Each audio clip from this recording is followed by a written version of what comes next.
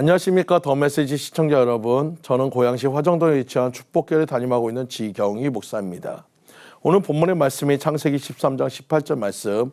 이 아브라함이 장막을 옮겨 헤브론에 있는 마므리 상수리 숲에 이르러 거주하며 거기서 여호와를 위하여 제단을 쌓았더라. 오늘 본문의 말씀을 중심으로 장래에 소망 있는 선택을 하자라는 제목으로 같이 은혜 나누고자 합니다. 첫 번째로 장래에 소망 있는 선택은 내 안에 계신 성령의 인도를 받는 것입니다. 로마서 8장 14절에 무릇 하나님의 영으로 인도함을 받는 그들은 곧 하나님의 아들이라 했습니다. 영으로서 몸의 행실을 죽이고 하나님의 말씀대로 살려면 내 안에 계신 하나님의 영, 즉 성령의 인도함을 받아야 합니다.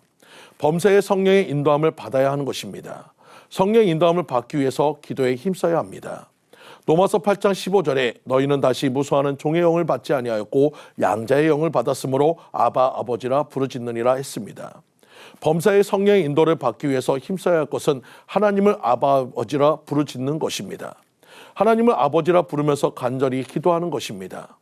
심리학자 사무엘 존슨은 사람들이 살아가면서 무슨 생각을 많이 하는가를 조사했습니다. 놀랍게도 사람들은 지나간 과거를 가장 많이 생각하며 산다고 합니다. 그 중에서도 어두웠던 과거, 실수했던 과거, 창피했던 과거와 같이 불필요한 생각을 하는 사람이 40%가 된다고 합니다. 그리고 가능성이 없는 허무한 생각이나 공주에 흩어져 버릴 불필요한 생각을 하는 사람이 30%가 됩니다.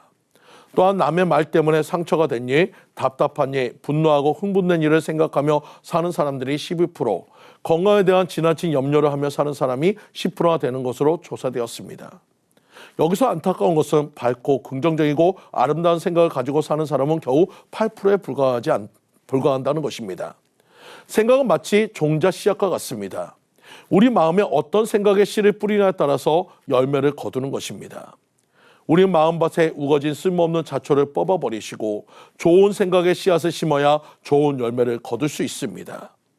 인생은 B와 D 사이에 있는 C라고 하는 말이 있습니다. 그 인생이라 버스 탄생과 디스 죽음 사이에 초이스 선택이라는 것이 있다는 것입니다. 그 중요한 선택의 순간에 전문가가 도와주거나 가이드가 있다면 우리는 안전하고 유익한 선택을 할 것입니다. 바로 그분이 우리 안에 성령님이신 것을 믿으시기 바랍니다.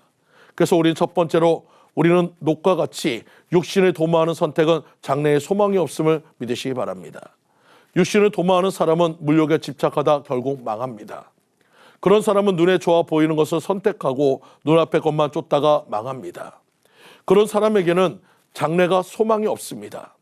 세상 사람들이 가는 멸망의 문인 넓은 문으로 들어가지 마시고 지금은 힘들고 어려워도 진리이신 예수님과 함께 좁은 문으로 들어가시는 성도님들 모두가 되시기를 간절히 축원드립니다. 두 번째로 아브라함처럼 영이 잘 되는 선택은 장래에 소망이 있습니다. 하나님을 경외하는 신앙 중심으로 선택하여 살 때 영이 잘 됩니다. 내 영혼이 잘된 같이 범사에 잘되고 강건하게 되는 비결은 매사에 하나님을 중심으로 살아가는 것이며 하나님의 영광 위에 사는 삶인 것입니다. 영이 잘되는 선택은 화평을 도모하며 삽니다. 팔복을 화평케 하는 자는 복이 있나니 하나님의 자녀가 된다고 했습니다. 우리는 마귀의 종이 아닌 하나님의 자녀로서 화평을 이루며 살아가야 하는 것입니다. 세 번째로 영이 잘되는 아브라함 같은 신앙을 가져야 합니다. 아브라함 같은 신앙은 항상 영의 일을 생각합니다. 모든 것을 주님의 생각으로 판단하기에 실수가 없고 되어진 일이 안 되어도 실망하지 않습니다. 비록 지금은 황무지여도 먼 훗날 약속의 땅을 소망하며 사는 삶, 이것이 진정한 신앙인의 삶인 것을 믿으시기 바랍니다. 아브라함 같은 신앙은 양보하며 삽니다. 주님을 위해 손해봅니다. 하지만 주님은 갚아주십니다. 더 많이, 더 좋게, 더 많이 부어주시는 이것이 바로 축복인 것을 믿으시기 바랍니다. 지킬 건 지켜야지라는 오래된 음료 광고가 있습니다. 그 광고 대사 중에 여기 우리 자리가 아니잖아 하던 젊은이의 대사가 생각이 납니다. 현재를 살아가는 우리 신앙인들은 우리의 자리를 잘 지켜야 합니다. 지하철 경로석에 20이 간 넘었을 법한 젊은이 셋이 앉아 있었습니다. 할아버지 한 분이 다가갔지만 양보할 생각이 없는 것 같았습니다. 할아버지 몇 번 눈치를 주다가 이내 포기했는지 불편한 자세로 기둥에 기대어 서 계셨습니다. 다른 승객들도 할아버지가 경로석에 앉지 못하는 것에 대해 별반 관심이 없는 것 같았습니다. 그런데 갑자기 다음 칸과 이어지는 문이 열리더니 한 청년이 들어왔습니다. 그가 대번에 눈에 띈 것은 어울리지 않게 옷깃을 세우고 선글라스를 꼈기 때문입니다.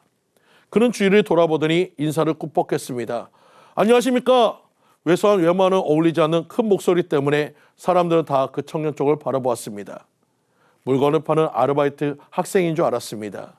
그 청년은 오늘이 처음이냐 쭈뼛쭈뼛 하더니 경로석은 우리들의 부모님들이 앉는 자리입니다. 어르신들에게 자리를 양보했으면 좋겠습니다. 라고 하는 것이었습니다.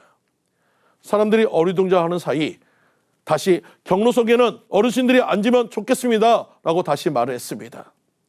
사실 저는 용기가 없고 너무 부끄러워서 선글라스를 꼈습니다. 용기가 부족한 사람이지만 이 말씀을 꼭 드리고 싶었습니다. 그러더니 다시 꾹뻑 인사하고 후다닥 역한으로 뛰어갔습니다. 경로석에 앉아있던 세 젊은이들이 콧등을 문지르며 일어나고 있었습니다.